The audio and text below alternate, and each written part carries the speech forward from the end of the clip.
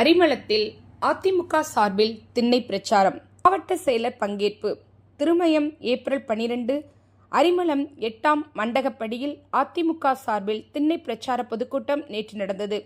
கூட்டத்திற்கு அரிமளம் வடக்கு ஒன்றிய செயலர் திலகர் தலைமை வகித்தார். அரிமளம் ஒன்றிய முன்னாள் சேர்மன் கணேசன், துணை செயலர் சரசு மாரிமுத்து ஆகியோர் முன்னிலை வகித்தனர்.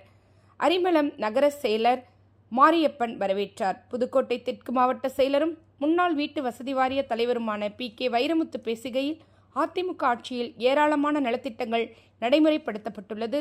அவை திமுக ஆட்சியில் நிறுத்தப்பட்டுள்ளன. இதனால் மக்கள் திமுக அரசின் மீது வெறுப்பாக உள்ளனர். இதனால் அதிமுக ஆட்சி வரணும் என மக்கள் விரும்புகின்றனர். நாம் தேர்தல் பணிகளை விரைவாக செய்ய வேண்டும். அதிமுக ஆட்சியில் செயல்படுத்திய திட்டங்கள் இந்த துண்டு பிரச்சுரத்தில் உள்ளன. இதனை மக்களிடம் கொடுத்து ஆதரவு கேளுங்கள். 2026 சட்டமன்ற தேர்தலில் அதிமுக கூட்டணி அமோக வெற்றி பெறும் என்றார். பிறகு அவர் கடைவீதியில் அதிமுக அரசின் சாதனை விளக்க நோட்டீசுகளை வர்த்தகர்கள், பொதுமக்களிடம் வழங்கினார்.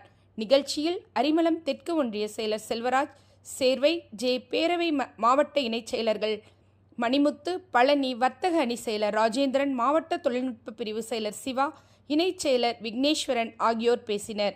அரிமளம் நகர பேரவை செயலர் பாண்டியன் நன்றி கூறினார்.